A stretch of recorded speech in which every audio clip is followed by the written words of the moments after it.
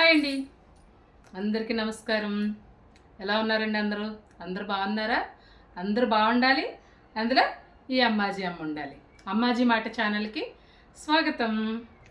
ఈరోజు వీడియో వచ్చేసి నిన్న ఈవినింగు అమ్మ మాట ఛానల్ గురించి ఒక వీడియో చేశాను కదండి. దాని గురించి అయితే చాలా కామెంట్స్ వచ్చినాయి. నిజంగా ఆ వీడియో చేసే ముందు అంతమంది బాధితులు ఉన్నారని, అంతమంది ఇబ్బంది పడుతున్నారని, లేదంటే అంతమంది అవి చూసి ఎడిక్ట్ అయిపోతున్నారని నిజంగా నాకు తెలియదండి. తెలియక నాకు తెలిసినంత వరకు నేనైతే వీడియో చేసి పెట్టడం జరిగింది.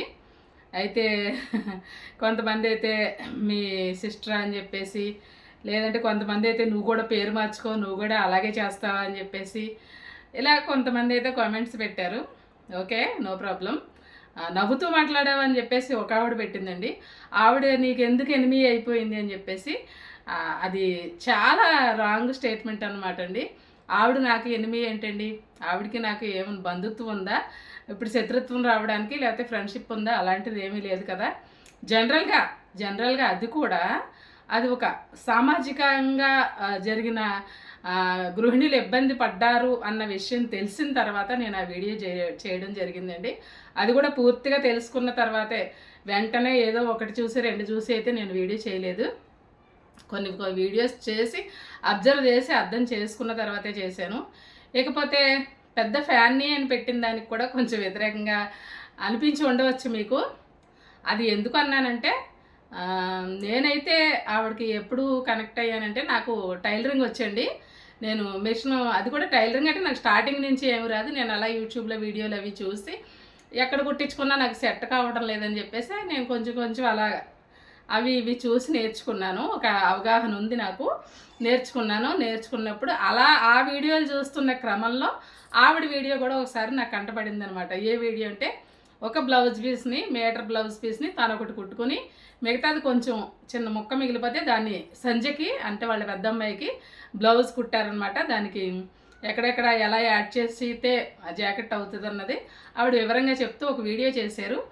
నేను టైలరింగ్ వీడియోలు చూసే క్రమంలో నాకు ఆ వీడియో కంటపడ్డం, ఇదేంటి ఒక జాకెట్ ముక్కతో రెండు ఎలా కుట్టారు అనేసి ఒక కుతూహలంతో నేను చూడడం జరిగిందనమాట. ఆ తర్వాత ఒకసారి చూసామంటే మనకి ఆటోమేటిక్గా అప్పుడు మనం ఫోన్ ఆన్ చేసేలోకి మళ్ళీ నెక్స్ట్ అదే వీడియోలని చూపిస్తుంది కదండి ఫోను. అంటే దాన్ని ఎలా చెప్పాలో కూడా నిజానికి నాకు తెలియదు. నోటిఫికేషన్ అంటే మనం సబ్స్క్రైబ్ చేస్తేనే నోటిఫికేషన్ వస్తుంది, కానీ సబ్స్క్రైబ్ చేయకపోయినా కొన్ని చూస్తామంటే ఆటోమేటిక్గా మనకి స్క్రోలింగ్లో వస్తుంది కదా. అలా రావడం, అప్పుడప్పుడు చూడడం ఏంటంటే, పూజా మందిరం, నిజంగా పూజా మందిరం, పూజలు, విగ్రహాలు, ముడుపులు కట్టడం, ఇలాంటి విషయాలు చెప్పేటప్పుడు అయితే అంతగా ముడుపులు కట్టడం అదే అలాంటివి అయితే నేను నమ్మనులేండి. అంటే నమ్మను అంటే దేవుడిని నమ్మను అంటే దేవుడిని అయితే ప్రగాఢంగా నమ్ముతాను. కానీ మరి ఇది చేస్తే ఇది వచ్చేస్తుంది అన్నంత మాత్రం నేను నమ్మనండి. ఎందుకంటే దానికి కూడా ఒకటి నేను చెప్తాను. నేను ఎందుకంటే ఏది ఎలా జరగాలనుంటే అలాగే జరుగుతుందండి. మనం ఎంత కింద మీద పడ్డా ఏది మారిపోదు అని చెప్పేసి నా అభిప్రాయం అనమాట. జరిగేది జరక్క మానదు, అంతే కదా. మీరేమంటారు ఈ విషయం మీద? దీని గురించి నాకు కామెంట్ చేయండి. అయితే మన ధర్మాన్ని నమ్ముతాను, మన శాస్త్రాలను నమ్ముతాను, మన దేవుళ్ళని నమ్ముతాను. సాటి మనిషిని మనిషిగా చూడలేనప్పుడు ఎన్ని పూజలు చేసినా, ఎన్ని వ్రతాలు చేసినా ఏం ప్రయోజనం అనేది కూడా నేను ఎక్కడ పడితే అక్కడ ఈ విషయాన్ని అయితే మాట్లాడుతూ ఉంటానండి. అంతే కదండి. పక్క వాళ్ళని విమర్శిస్తూ, పక్క వాళ్ళని బాధ పెడుతూ, పక్క వాళ్ళని ఇబ్బంది పెడుతూ, నేను పూజా మందిరంలో ఇన్ని చేశాను, అన్ని చేశాను, అది చేశాను, ఇది చేశాను అంటే అది కుదరదు కదా. నేను ఇది ఆవిడని ఉద్దేశించి అనట్లేదు, మొత్తం అందరినీ ఉద్దేశించి అంటున్నాను. కొంతమంది మరీ ఆడంబరంగా పూజలు చేస్తారు, అది చేస్తారు, ఇది చేస్తారు. కానీ పూజా మందిరంలో ఉన్నప్పుడు కూడా పక్క వాళ్ళ మీద దృష్టి పెడతా ఉంటారు. వాళ్ళు ఏం మాట్లాడుతున్నారు, వాళ్ళు ఏం చేస్తున్నారు అని చెప్పేసి, ఇదిగో నేను ఇలా చేసానా, ఆవిడ అలా చేయదు అని అక్కడే మనకు చెప్తూ ఉంటారు. ఇలాంటి వాళ్ళు కూడా మన లైఫ్లో చాలామంది తారసపడుతూ ఉంటారు కదా. అలాంటి వాటి గురించి మాత్రమే నేను మాట్లాడుతున్నాను అనమాట. ఓన్లీ ఆవిడని ఉద్దేశించే కాదు. ఇకపోతే ఆవిడ పూజలు ఆవిడ ఇష్టం, ఆవిడ ఎప్పుడూ అదే చెప్పారు, నేను చేసుకుంటున్నాను, నా ఇష్టం, నాకు భయం లేదు, మీకు నచ్చితే చేసుకోండి, లేదంటే లేదన్నట్టే మాట్లాడేవారు. కాబట్టి ఆవిడ గురించి అనట్లేదు నేను మామూలుగా జనరల్గా చెప్తున్నాను అనమాట. ఎప్పుడు కూడా మానవత్వం లేనప్పుడు ఎన్ని పూజలు చేసినా ఎన్ని వ్రతాలు చేసినా వృధా అనేది నా అభిప్రాయం అనమాట. సాటి మనిషిని మనిషిగా చూడు, మనిషిగా గౌరవించు.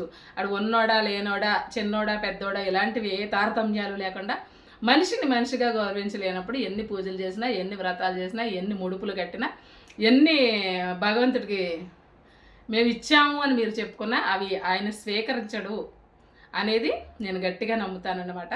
మన గురువులు చెప్పినా, ఇప్పుడు చాగంటి వారు చెప్పినా, గరికపాటి వారు చెప్పినా ఎవరైనా ఏది చెప్తారండి. అంతేకాదు కొంతమంది ఆ మతం ఈ మతం అంటారు. ఏ మతంలో దేవుడని ఏం చెప్తారు? మానవత్వంతో మెలగండి, మంచి మనస్సుతో ఉండండి, సాటి మనిషిని మనిషిలాగా చూడండి, భూతదయ కలిగి ఉండండి, ఇవే కదా చెప్తారు ఎవరైనా. అలా ఇలాగే ఉంటుందండి. నేను ఇలాగే ఇదే నమ్ముతాను. అంచేత ఏంటంటే నేను అతిగా ఏది చేయను, అతిగా ఏది చెప్పను, అలా అని మూర్ఖంగా కూడా వాదించను.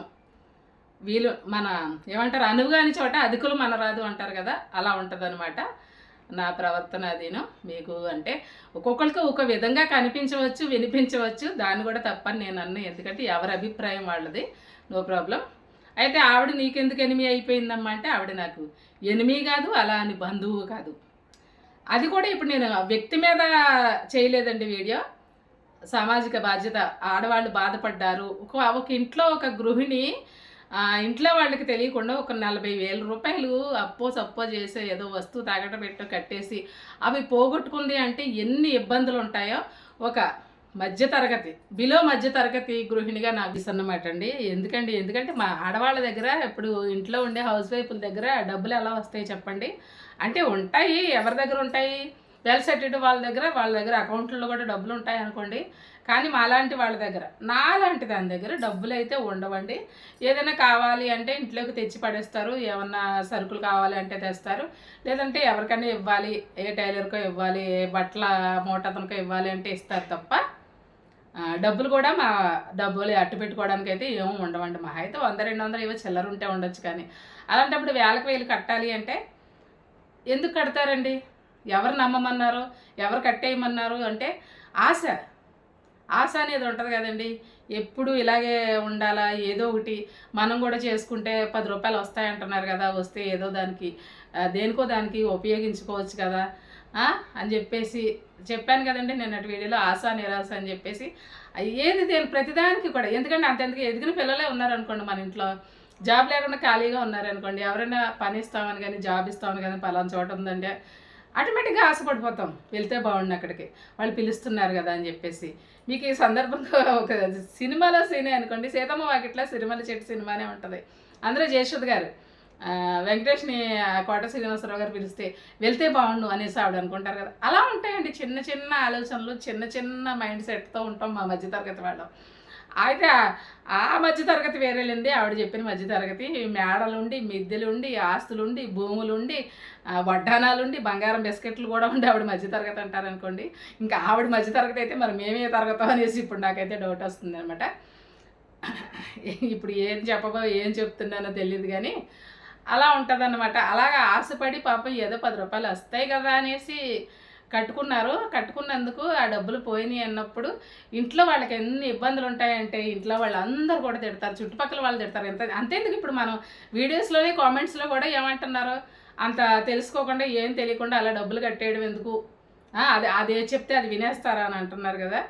కానీ ఇప్పుడు చెప్తున్నానండి, ఆవిడ ఇప్పుడు నాకు ఎనిమి కాదు, ఎనిమి అన్న వాళ్ళకి చెప్తున్నాను, ఇప్పటికీ నాకు ఎనిమి కాదు. కానీ ఆవిడ చెప్పే విధానం ఎలా ఉంటుందంటే 100కి 100 రూపాయలు మంచిది, అది మీకు ఉపయోగపడుతుంది అన్నట్టుగానే చెప్తారండి. నేను కూడా ఒక చేసుకుంటే బాగుంటుందేమో వర్క్ ఫ్రమ్ హోమ్ అని నేను కూడా అనుకున్నాను. అంటే ఆవిడ చెప్పే విధానం అలా ఉంటుంది అనమాట. అందులో ఇదేం లేదు. కాకపోతే దురదృష్టవంతులు నష్టపోయారు. ఎవరైనా దానికి ఏమైనా రికవరీ నిన్న చెప్పాను, ఇప్పుడు చెప్తున్నాను, ఎవరైనా రికవరీ చేయగలిగితే లేదా ఆమె దగ్గర నుంచి అయినా రాబట్టగలిగి వాళ్ళ డబ్బులు వాళ్ళకి ఇప్పించేస్తే వాళ్ళు హ్యాపీగా ఉంటారండి. కానీ వాళ్ళు కూడా అన్నారంట, నిజంగా నేను అప్రిషియేట్ చేయకుండా ఉండలేకపోతున్నాను. మీరు 10 మందిని కట్టిస్తే మీకు డబ్బులు వస్తాయి కదంటే మేము ఎలాగో మోసపోయామండి, వాళ్ళని ఎందుకు మోసం చేయడం, ఇంకెలాగో మా బాధ ఏదో మేమే పడతాము అని అన్నారంట. అది ఒక్కటి మాలోనే ఉంటుందండి అది. ఎందుకంటే ఆ బాధలేంటో, ఆ కష్టాలేంటో, ఆ మధ్యతరగతి జీవితాల్లో ఉండే ఆ ఇబ్బందులు ఏంటన్నది మాకు మాత్రమే తెలుస్తుంది. అలాంటి వాళ్ళకి తెలియదు. తెలియకే నేనే తప్పు చేయలేదు అని చెప్పేసేసి ఇంకా సింపతి మాటలు మాట్లాడుతూ ఉంటే ఆ వీడియో చూసినప్పుడు నాకు బాధ అనిపించింది అని చెప్పాను. అంటే వీళ్ళని చూసి డబ్బులు కట్టిన వాళ్ళు బాధ మీకు బాధలా కనిపించట్లేదా అని కొంతమంది అడుగుతున్నారు. ఎవరిదైనా బాధేనండి. బాధ ఎందుకు కాదు? అన్నీ ఉండి చేయగలిగే స్థితిలో ఉండి కూడా నన్ను అన్నారు అని ఆవిడే అంత బాధపడతా ఉంటే స్థితిగతులు బాగోకే కదండి. అప్పు చేసి కూడా ఇందులో డబ్బులు కట్టి పోగొట్టుకున్న వాళ్ళది వీళ్ళు ఎంత బాధో చెప్పండి. కొంతమంది ఇలాంటి సమయాల్లో కొంతమంది కాపరాలు కూలిపోయే ఇది కూడా ఉంటుంది. కొంతమంది ఏమంటే రోషం ఉంటుంది, ప్రతి ఒక్కరికి ఉంటుంది. కానీ ఎంత రోషం ఉన్నా కానీ డబ్బులు ఇవ్వలేని స్థితిలో ఉన్నప్పుడు చచ్చినట్టు పడి ఉండాలి అన్న పరిస్థితి వస్తుంది. అలాంటప్పుడు కొంతమంది తట్టుకోలేక సూసైడ్లు కూడా చేసుకునే అవకాశం ఉంది ఇలాంటి విషయాల మీద. అందుకే ప్లీజ్ అండి, ఎవరైనా కానీ వర్క్ ఫ్రమ్ హోమ్ అని డబ్బులు కట్టండి అన్న దాంట్లోకి మాత్రం అస్సలు వెళ్ళొద్దు. మీరు వర్క్ ఫ్రమ్ హోమ్ అంటే దాని వివరాలన్నీ తెలుసుకోండి. మీకు చేసుకునే శక్తి ఉండి ఏదో నాలో కొంచెం టాలెంట్ ఉంది, నేను చేయగలను. కొంతమంది అయితే మేము చేయలేము అంటారు. అలాంటి వాళ్ళు అనవసరం. కానీ చెయ్యగలం, ఏదో ఒకటి చేసుకోవాలని తాపత్రయం ఉన్నవాళ్ళు వివరాలన్నీ చేసుకోగలం అనుకున్న వాళ్ళు వివరాలన్నీ పూర్తిగా తెలుసుకుని ముందడిగేయండమ్మా. ఇలా డబ్బులు కట్టేసి ఎవరు బాధపడవద్దు, ఇంట్లో వాళ్ళతో మాటలు పడవద్దు. ఇది నేను చెప్పదలుచుకున్నాను అనమాట. ఎవరు డబ్బులు కట్టి బాధపడవద్దు. అంతే. ఎందుకండి అసలు డబ్బులు కట్టి జాయిన్ అవ్వడం ఏంటండి? వర్క్ ఫ్రమ్ హోమ్ అని చెప్పేసి పని చేయించుకున్నాక డబ్బులు ఇస్తారు. ఇప్పుడు మన ఏ ఆఫీస్లో అయినా, ఏ గవర్నమెంట్ ఉద్యోగం అయినా, ప్రైవేట్ ఉద్యోగం అయినా, ఏ జాబ్ అయినా కానీ పని చేయించుకున్నాక, ఆఖరికి కూలి పని కూడా పని చేయించుకున్నాకే కదా డబ్బులు ఇస్తారు. అంతేగాని పని చేయించుకుని డబ్బులు ఇవ్వాలి. కానీ మనల్ని డబ్బులు కట్టమంటేటండి, మనల్ని డబ్బులు కట్టమన్నారు అంటేనే అది తేడా అనమాట. అలాంటి విషయాల్లో ఎప్పుడు పడకండి, ఎవరు ఇబ్బంది పడకండి, ఇంకెవరు కూడా. ఇకపోతే చెప్పాను కదా, ఆవిడ విషయం గురించి అయితే నేను మాట్లాడదలుచుకోవట్లేదు. మరి ఆవిడ ఏ ఉద్దేశంతో చేశారన్నది చాలామంది చాలా రకాలు చెప్తున్నారు. చిర్రావూరు గారు చెప్పారు, సత్యభామ గారు చెప్పారు, వాళ్ళ మరిది గారు కూడా ర్యాష్గా సమాధానం చెప్పారని కూడా చిర్రావూరు గారు చెప్పారు. సరే, అదంతా మనకు అనవసరం. కానీ ప్లీజ్ అమ్మ, మధ్యతరగతి ఆడవాళ్ళు చాలా జాగ్రత్తగా ఉండండి. ఇలాంటి వాళ్ళు చెప్పారు, వీళ్ళు చెప్పారని వాటిల్లో పాడొద్దు.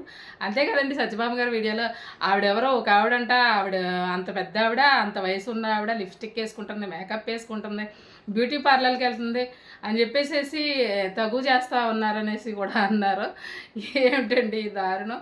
ఒక వీడియో చూసినంత మాత్రాన అంత ఎడిక్ట్ అయిపోవాలా? అందుకే ఇప్పుడు నేను చెప్తున్నాను. ఎందుకంటే ఒకప్పుడు నేను టైలరింగ్ వీడియోకి చూడడం జరిగింది. తర్వాత అప్పుడప్పుడు పూజలని, ఆ విగ్రహాలు ఎలా శుభ్రం చేస్తారో అని ఇలాంటి వీడియోలు మధ్య మధ్యలో అప్పుడప్పుడు చూడడం జరిగిందే తప్ప ఆవిడలాగా రెడీ అవ్వాలని, లేదా ఆవిడలాగా ఉండాలని, ఆవిడలాగా అన్నీ కొనేసుకోవాలని ఇలాగైతే ఎప్పుడు ఎడిక్ట్ అవ్వలేదండి. కానీ ఒక టీవీ సీరియల్ మాదిరి కూడా ఎడిక్ట్ అయిపోయిన వాళ్ళు ఉన్నారంట దీంట్లోనూ.